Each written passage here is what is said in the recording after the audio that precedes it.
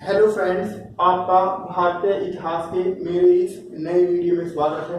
इस वीडियो में मैं आपको बताऊंगा गयासुद्दीन बलबन का प्रारंभिक जीवन, सुल्तान बनने के बाद बलबन को किन किन कठिनाइयों का सामना करना पड़ा, बलबन द्वारा राज्य के सुदृढ़ीकरण के लिए या अपनी कठिनाइयों के समस्याओं के समाधान के लिए क्या क्या प्रयास किए गए, उसको उन प्रयासों में कितनी सफलता मिली, बलबन की प्रशासनिक क्षेत्र में सफलताएं, सबसे महत्वपूर्ण बलबन का राजत्व का सिद्धांत और राजा के पद या राजपद के महत्व एवं सम्मान को बढ़ाने के लिए बलबन द्वारा किए गए प्रयासों का विवरण दूंगा। तो सबसे पहले क्या आता है, हम पढ़ते हैं गयासुद्दीन बलबन, ठीक है, जिसने 1266 से 1286 तक शासन किया। ठीक है, जो सबसे पहले तो गयासुद्दीन बलबन, इसकी उपाधि थी वो उलुग खां थी और ये उपाधि इसे नासिरुद्दीन महमूद ने प्रदान की थी। इसके बाद जिल्लाही की उपाधि उसने क्या की, खुद धारण की। ठीक है, जिल्लाही यानी ईश्वर का प्रतिबिंब। देखो, गयासुद्दीन बलबन क्या था, अपने आप को इलबारी तुर्क कहता था और वो भी क्या था, अपने जीवन के प्रारंभ में एक दास था। बचपन में उसको क्या किया, मंगोलों ने बंदी बना लिया और उसके बाद उसको जमालुद्दीन ख्वाजा को बेच दिया। जमालुद्दीन ख्वाजा ने उसको इल्तुतमिश को बेचा। ठीक है, और इल्तुतमिश के समय में ही बलबन जो है तुर्काने चहलगानी यानी दल चालीसा का सदस्य बन गया। ठीक है, रजिया के समय में उसने और उन्नति की और वह अमीर शिकार के पद पर नियुक्त हुआ। बहराम के समय में जो है बलबन को हासी और रेवाड़ी की जागीरें प्रदान की गई। उसके बाद मसूद शाह के समय में इसका राजनीतिक उत्कर्ष प्रारंभ हुआ और यह अमीर हाजिब यानी जो अमीर हाजिब दरबार में जो शिष्टाचार बनाने वाला अधिकारी होता था।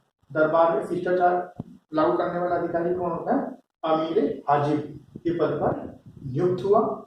इसके बाद नासिरुद्दीन महमूद जो शमसी यानी इल्तुतमिश के वंश का अंतिम शासक था, उसके समय में यह क्या बन गया, प्रधानमंत्री बन गया, उसका वजीर बन गया और 1246 से 66 तक लगभग प्रधानमंत्री के रूप में उसने शासन की समस्त शक्ति का उपयोग किया, क्योंकि नासिरुद्दीन महमूद वास्तविक रूप में क्या है, शासन नहीं करता था। वो क्या था, नाम मात्र का एक कठपुतली शासक था, बर्मी कठपुतली शासक था। ठीक है, और उसके समय शक्तियों का वास्तविक उपयोग किसने किया, बलबन ने किया।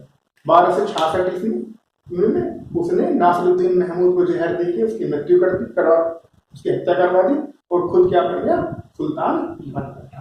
तो ये क्या था, गयासुद्दीन बलबन का प्रारंभिक जीवन था। ठीक है, तो प्रारंभिक जीवन में वह अपने आप को क्या बोलता है, इलबारी तुर्क बोलता है, प्रारंभिक जीवन बलबन।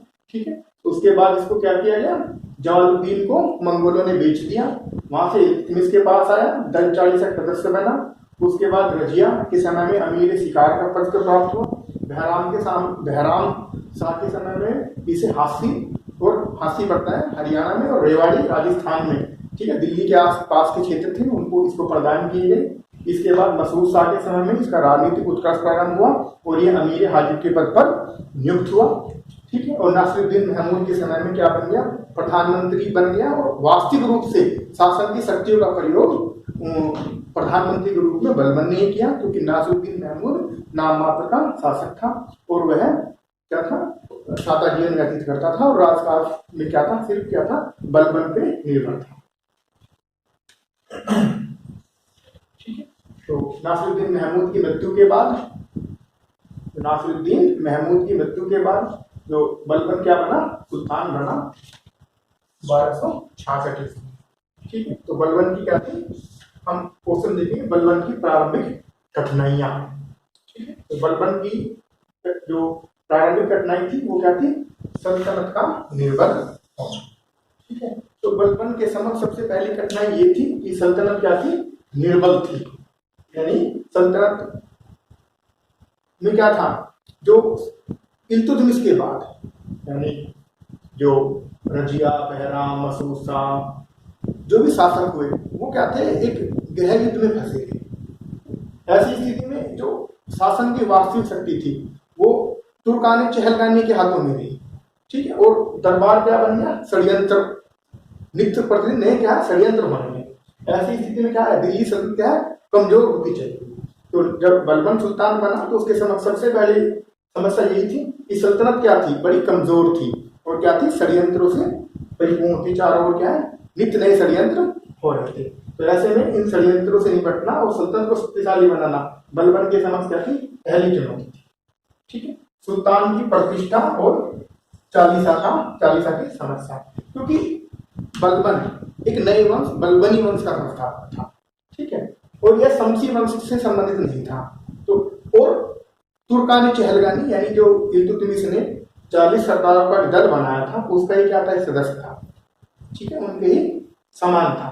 ऐसे में जो बलबन था उसकी प्रतिष्ठा क्या थी, इन तुर्क सरदारों के समान ही थी। ऐसे में उसे अपने आप को श्रेष्ठ सिद्ध करना है ना, और फिर सुल्तान की प्रतिष्ठा, क्योंकि सुल्तान की इल्तुतमिश के बाद जो भी शासक बने है ना, इल्तुतमिश के बाद जो भी शासक बने वो क्या थे, उनकी कोई प्रतिष्ठा नहीं थी। वो किस पे तुर्कानी चहलगानी पर निर्भर थे, और तुर्कानी चहलगानी के सदस्यों के सरदारों ने अपने हितों के अनुसार, ठीक है, इल्तुतमिश के उत्तराधिकारियों को सुल्तान बनाया और उतारा। तो ऐसे में सुल्तान के पद को कोई प्रतिष्ठा प्राप्त नहीं थी, है ना। तो सुल्तान की पद की प्रतिष्ठा को स्थापित करना बलबन की पहली चुनौती थी, और सुल्तान की पद की प्रतिष्ठा को तब तक स्थापित नहीं कर सकता था तब तक तुर्कानी चहलगानी यानी 40 सरदारों की समस्या का समाधान नहीं कर रहे। तो सुल्तान की प्रतिष्ठा और 40 सरदारों की समस्या है, ये भी क्या थी, बलबन के समक्ष बड़ी समस्या थी, क्योंकि सुल्तान को प्रतिष्ठा प्राप्त नहीं थी। वास्तविक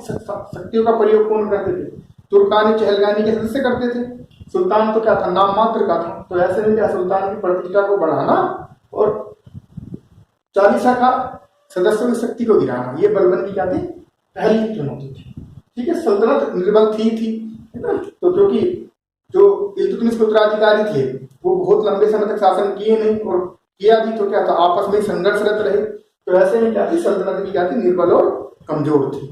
आगे क्या था, कमजोर आर्थिक स्थिति, षड्यंत्र चलते रहे, है ना। जो एक के बाद एक सुल्तान बनते रहे और तुर्कवानी चहलगानी सदस्य उनको क्या रहे, सत्ता से हटाते रहे, और 40 दल में जिस व्यक्ति का प्रभाव ज्यादा हो जाता था वो क्या है, अपनी मर्जी का सुल्तान बना होता था इल्तुतमिश के उत्तराधिकारियों में। ऐसी स्थिति में क्या था, राज्य की स्थिति कमजोर हो गई, क्योंकि जो इख्तियार थे उन्होंने क्या है, कर देना बंद कर दिया, है ना। कमजोर सुल्तानों को क्या है, इख्तियारों ने कर नहीं दिया। जब कमजोर सुल्तानों को इख्तियारों ने कर नहीं दिया तो राज्य की आर्थिक स्थिति क्या हो गई, कमजोर हो गई। राजपूतों की चुनौतियां, भारत में क्या था, जो तुर्क शासन था वो नव स्थापित था, है ना। राजपूतों का पूर्ण रूप से दमन नहीं किया गया था। जो स्थानीय राजपूत सरदार थे वो अपने राज्य को स्वतंत्र करने के लिए प्रयासरत थे। ऐसे में राजपूतों की चुनौतियां भी क्या थी, सल्तनत के समक्ष उत्पन्न थी। हालांकि वो इतने शक्तिशाली नहीं थे कि दिल्ली सल्तनत को, बलबन को हटा सके, लेकिन फिर भी क्या था, एक चुनौती थी। वो क्या था, अराजकता उत्पन्न कर रहे थे, है ना। लॉ एंड ऑर्डर, कानून व्यवस्था की समस्या जो राजपूतों ने उत्पन्न कर दी थी। अब मंगोल आक्रमण को हटा, बलबन के समक्ष जो सबसे खराब परिस्थिति थी, जो सबसे बड़ी चुनौती थी, बलबन की सबसे बड़ी चुनौती क्या थी, मंगोल आक्रमणों का खतरा। मंगोल क्या थी, मध्य एशियाई जनजाति थी, है ना, और ये बड़े बर्बर थे। व्यास नदी तक के क्षेत्र को क्या है, मंगोलों ने क्या है, मंगोल व्यास नदी के क्षेत्र तक आ पहुंचे थे, है ना। तो ऐसे में मंगोल आक्रमण से दिल्ली को सुरक्षित करना बलबन की क्या थी, सबसे बड़ी चुनौती। ये क्या उत्तर पश्चिम है, ये दिल्ली सल्तनत समझे, है ना। तो यहाँ से क्या, मंगोल आक्रमण में डर था, और ये क्या है, पंजाब में व्यास नदी तक आ गए थे। तो ऐसे मंगोल आक्रमण से निपटना बलबन की क्या थी, प्रमुख समस्या थी, टापुओं की समस्या। ठीक है, क्योंकि सल्तनत क्या हो गई थी, कमजोर हो गई थी, निर्बल हो गई थी। ऐसे में क्या है, लॉ एंड ऑर्डर की, कानून व्यवस्था की समस्या उत्पन्न हुई, है ना। चोर डाकू दिन दहाड़े लोगों को लूट लेते थे दिल्ली के आसपास, है ना। तो क्या था, दोआब में, दिल्ली के आसपास, मेवात में डाकुओं की समस्या भी क्या थी, यानी कानून व्यवस्था की समस्या, डाकुओं की समस्या, ताकि बलबन की एक अन्य समस्या, डाकुओं की समस्या। ठीक है, अब बलबन ने इन समस्याओं के समाधान के लिए और राज्य के सुदृढ़ीकरण के लिए क्या प्रयास किए, है ना, वो देखेंगे। ठीक है, अब देखिए बलबन द्वारा राज्य के सुदृढ़ीकरण के लिए किए गए प्रयास। तो सबसे पहले उसने क्या किया, मेवातियों का दमन किया। ठीक है, मेवात क्या करता है, दिल्ली से लगा हुआ राजस्थान का इलाका है ना, कुछ राजस्थान कुछ हरियाणा का। तो मेवात में क्या था, डाकुओं की समस्या थी। तो बलबन ने क्या किया, मेवात के डाकुओं का दमन किया। उसने दिल्ली से और जो लगता हुआ इलाका था मेवात का, वहां के जंगलों को साफ करा दिया, क्योंकि उन जंगलों में क्या थे, ये डाकू छिपे हुए थे। उन डाकुओं को क्या किया इसने, दमन कर दिया और जंगलों को साफ करवा दिया और उनको क्या है, कठोर सजाएं दी। ठीक है, तो सबसे पहला उसका काम क्या था, मेवात के डाकुओं का दमन। मेवात दिल्ली से लगता इलाका था, यहाँ पे क्या था, जो मेवाती डाकू थे वो क्या थे, दिन दहाड़े दिल्ली के सीमावर्ती क्षेत्र से महिलाओं को लूट के ले जाते थे, है ना। तो इनका दमन करना बलबन की प्रमुख चुनौती थी। उसके लिए उसने क्या किया, दिल्ली के आसपास के लगते हुए एरिया से लगते हुए जंगलों को क्या कराया, साफ कराया और बड़ी सख्ती से, है ना, रक्त एवं लोह की नीति से क्या कर दिया, मेवातियों का दमन कर दिया, है ना। तो आपसे अक्सर ऐसे ही पूछा जाता है कि रक्त एवं लोह की नीति का पालन दिल्ली के किस सुल्तान ने किया, तो बलबन, है ना। तो रक्त एवं लोह की नीति का पालन दिल्ली के सुल्तान ने किया, बलबन ने, यानी शक्ति की नीति, है ना। तो रक्त एवं लोह की नीति से क्या किया उसने, मेवात के डाकुओं का दमन कर दिया। अब आते हैं दोआब के डाकुओं का दमन। देखो गंगा यमुना के बीच का क्षेत्र क्या कहलाता है, दोआब कहलाता है। तो दोआब के डाकुओं की भी समस्या थी, तो उसने क्या किया, दोआब के डाकुओं का दमन किया।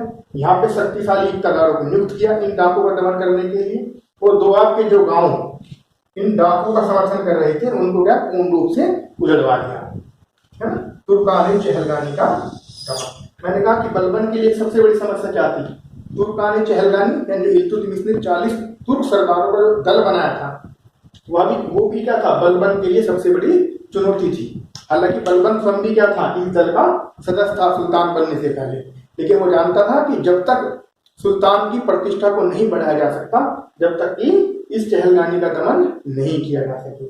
इसके बलबन ने क्या किया, तुर्कानी चहलगानी के दमन का पूरा प्रयास किया। जब तक बलबन सुल्तान बना, अधिकांश तुर्कानी चहलगानी सदस्य मर चुके थे और जो सदस्य बचे भी उनको क्या दी गई, छोटे छोटे अपराध के लिए भी कठोर से कठोर सजाएं दी गई, है ना। यहाँ तक कि उसने अपने चचेरे भाई शेर खां को भी विष दिला दिया, है ना। मंगोल नीति। बलबन दिल्ली सल्तनत का पहला सुल्तान था जिसने मंगोलों के प्रति एक व्यवस्थित नीति अपनाई। ठीक है, सबसे पहले उसने मंगोल कहाँ थे, उत्तर पश्चिम सीमा प्रांत से, है ना, आक्रमण करने वाली जनजाति थी।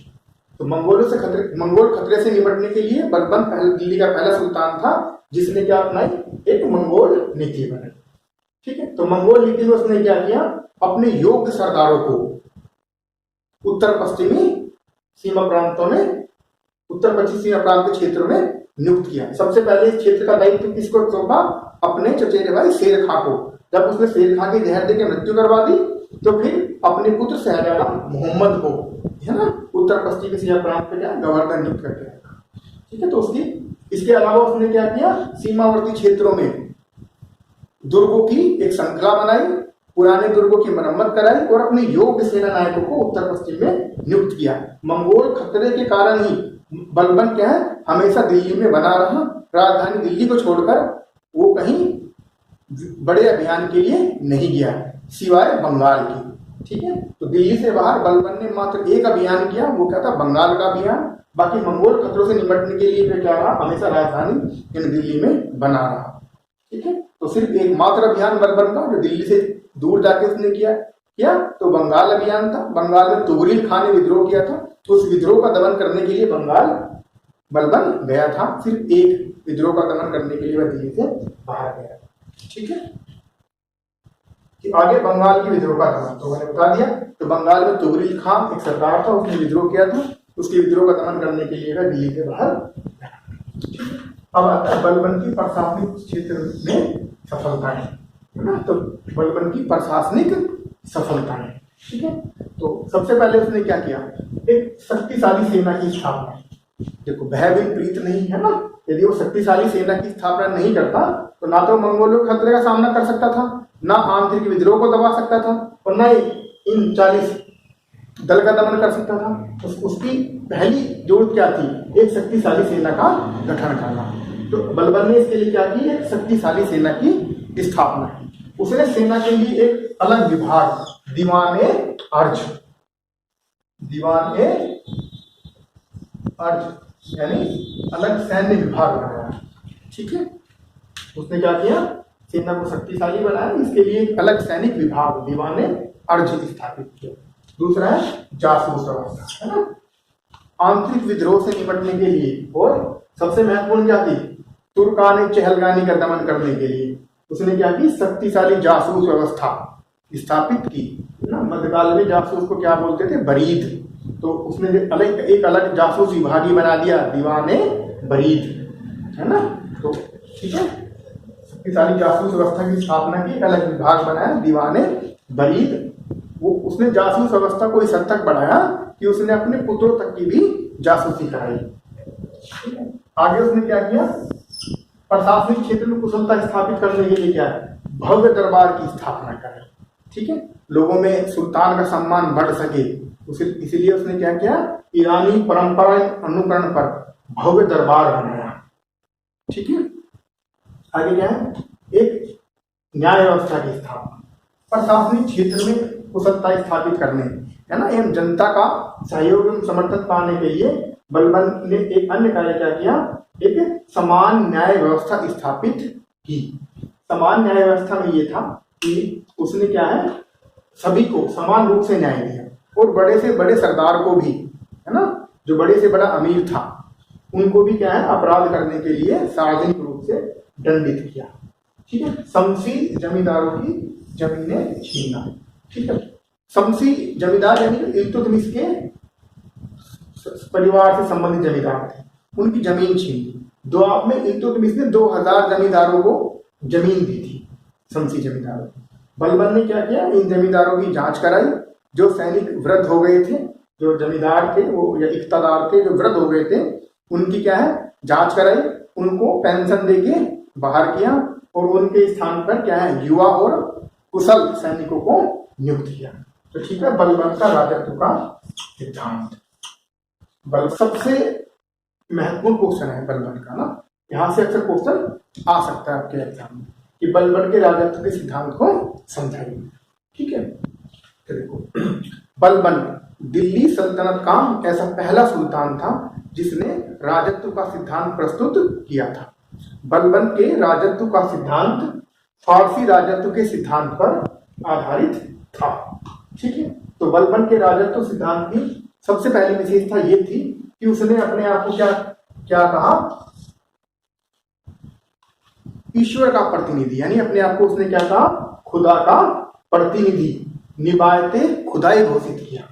ठीक है, तो बलबन के राजत्व सिद्धांत की पहली विशेषता क्या थी कि उसने अपने आप को ईश्वर का प्रतिनिधि, निभाते खुदाई घोषित किया। ठीक है, जिले जिल्लाही कहा उसने आपको, जिले जिल्लाही मतलब ईश्वर का प्रतिबिंब, कि सुल्तान क्या है, पृथ्वी पर ईश्वर का प्रतिबिंब है, ईश्वर का प्रतिनिधि है। सुल्तान का स्थान पैगंबर के बाद आता है पृथ्वी पे। ठीक है, तो इस प्रकार उसने क्या किया, सुल्तान के महत्व को बढ़ाने का प्रयास किया, यानी कि सुल्तान क्या है, वो आम लोगों के समान नहीं है, वो क्या है, उच्च है, वो क्या है, उसका जो सुल्तान जो है वो ईश्वर कृपा का विशेष भंडार है ना, और जो सुल्तान का पद उसे मिला है वो ईश्वर द्वारा मिला है ना। रियाया मतलब आम लोगों का उसमें कोई योगदान नहीं है, और ना ही वे क्या है, सुल्तान की बराबरी कर सकते हैं। जो आम जन लोग हैं या जो तुर्कानी चहलगानी के सदस्य हैं या जो देश की सामान्य लोग हैं, वो क्या है, सुल्तान की बराबरी नहीं कर सकते हैं, क्योंकि सुल्तान क्या है, पृथ्वी पर ईश्वर का प्रतिनिधि है, यानी निबायत खुदाई है, जिले जिल्लाई है, प्रतिबिंब है ईश्वर का। सुल्तान का ईश्वर के हृदय में विशेष स्थान है ना, आम लोग उससे अपनी तुलना नहीं कर सकते। ठीक है, तो सबसे पहला उसने काम क्या किया, सुल्तान के पद की प्रतिष्ठा को बढ़ाने के लिए क्या किया, राजत्व को दैवीय आधार प्रदान कर दिया, है ना। तो ये क्या किया गया, राजत्व को दैवीय आधार प्रदान किया गया। ठीक है, दूसरा क्या था, उसके राजत्व सिद्धांत की दूसरी विशेषता क्या थी, निरंकुशता। ठीक, क्या था, एक निरंकुश सुल्तान के रूप में अपने आप को प्रस्तुत किया। उसका कहना था कि एक निरंकुश शासक ही प्रजा से अपनी आज्ञाओं का पालन करा सकता है। यदि शासक निरंकुश नहीं है तो प्रजा उसकी आज्ञाओं का पालन नहीं करेगी। ठीक है, तो उसके राजनीतिक सिद्धांत की दूसरी विशेषता क्या थी, निरंकुशता। क्योंकि निरंकुश शासक की आज्ञाओं का जनता, निरंकुश सुल्तान की आज्ञाओं का पालन ही जनता करेगी। उसने अपने पुत्र बोगरा खां को बोला भी था कि ईश्वर किसी व्यक्ति को सुल्तान का पद इसलिए प्रदान करता है ताकि वह अपनी प्रजा का कल्याण कर सके। ठीक है, अब तीसरी विशेषता क्या थी, दिखावटी मान मर्यादा। बलबन के राजत्व के सिद्धांत की अन्य विशेषता क्या थी, दिखावटी मान मर्यादा स्थापित करना। उसने अपने सुल्तान को दैवीय पद प्रदान किया। अब अपने आप को क्या है, अफरसियाब कौन था, एक ईरानी दंत कथाओं का शासक था, है ना। तो उसका वंशज घोषित किया अपने आप को कि वो क्या, अफरसियाब का वंशज है ना। अपने गरिमा को बढ़ाने के लिए उसने अपने आप को क्या कहा, अफरसियाब का वंशज घोषित किया। दरबार को क्या, ईरानी अनुकरण पर सजाया, है ना, भव्य दरबार बनाया। और दरबार में क्या, सिजदा और पाबोस जैसी परंपराएं लागू कर दी कि दरबार में जो भी कोई जाएगा वो सुल्तान को क्या करेगा, सिजदा करेगा, यानी सिर झुका के सम्मान करेगा, और पाबोस उसके चरण चूमेगा। ठीक है, तो ये झुकना और अपने पैर चूमाना क्या था, अपनी गरिमा को, सुल्तान की गरिमा को उसने बढ़ाया, और जो उसके पैर चूम रहे हैं उनकी तो क्या गरिमा गिरा दी ना। तो इस तरीके से उसने क्या किया, तुर्कान चहलगानी के सदस्यों की तो क्या गरिमा को गिराया और अपनी सुल्तान के पद की गरिमा को बढ़ाया। ठीक है, वे हमेशा से ही क्या है, शक्तिशाली अंगरक्षकों से घिरा रहता था जो नंगी तलवार लिए उसके साथ चलते थे। ठीक है, और उसने अपने आप को क्या कहा, अफरसियाब का वंशज। उसने कहा कि वो क्या है, ईश्वर का विशेष प्रतिनिधि है ना, एक विशेष परिवार से है, और निम्न कुल के लोगों को पसंद नहीं करता है, उच्च कुल के लोगों को ही पसंद करता है, निम्न कुल से इसका कोई संबंध नहीं। जब वह निम्न कुल के लोगों को देखता है, या कुलीन बोलते हैं उच्च परिवार के लोग, जब वह निम्न परिवार अकुलीन लोगों को देखता है तो उसका क्या है, उसके हाथ फड़फड़ाने लगते हैं ताकि वह उनकी हत्या कर दे, है ना। उसने एक भारतीय व्यापारी फक्र ए बावनी के लाख प्रयासों के बावजूद भी उससे मिलने से इनकार कर दिया, क्योंकि उसको शक था कि फक्र ए बावनी क्या है, निम्न कुल से है। ठीक है, इसलिए नहीं मिला फक्र ए बावनी से, क्योंकि जो भारतीय व्यापारी फक्र ए बावनी था ये क्या था, निम्न कुल का था। ठीक है ना। एक सुल्तान के राजत्व के सिद्धांत की अन्य विशेषता यह थी बलबन की कि वह न्याय पर आधारित था। बलबन ने क्या है, न्याय को विशेष महत्व प्रदान किया। ठीक है, तो न्याय उसने जो है, जो अमीर अत्याचारी थे जिन्होंने अन्याय किया उनको भी क्या है, सख्त से सख्त सजाएं दी।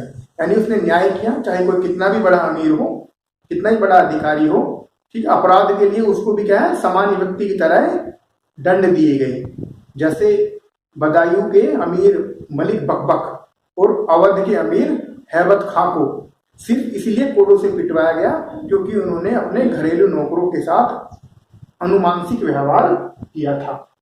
ठीक है, तो इस प्रकार हम कह सकते हैं कि बलबन का राजत्व का सिद्धांत क्या है, शक्ति, प्रतिष्ठा, न्याय और राजा के देवीय अधिकारों पर आधारित था। ठीक है, ये बलबन का राजत्व का सिद्धांत हो गया, आप लिख लेना।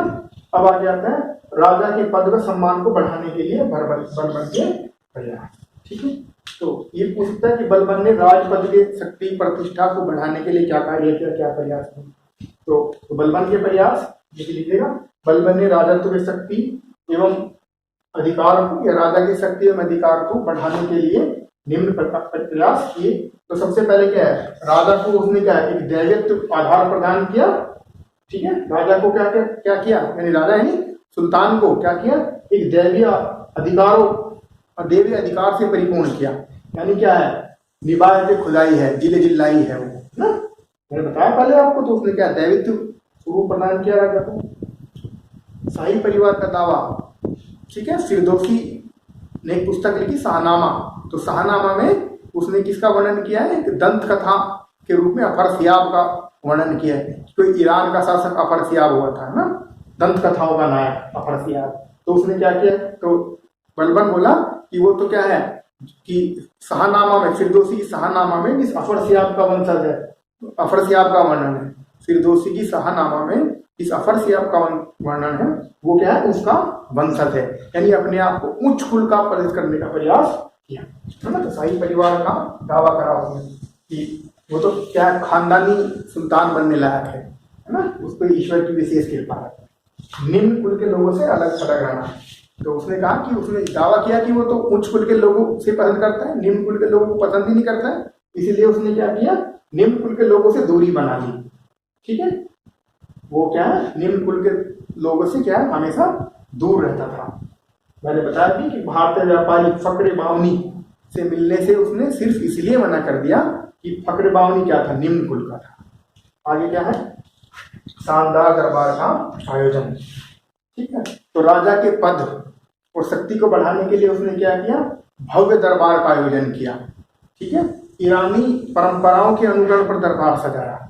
दरबार में उसने हंसी मजाक करना पूर्णतः छोड़ दिया, मदिरा पान करना छोड़ दिया।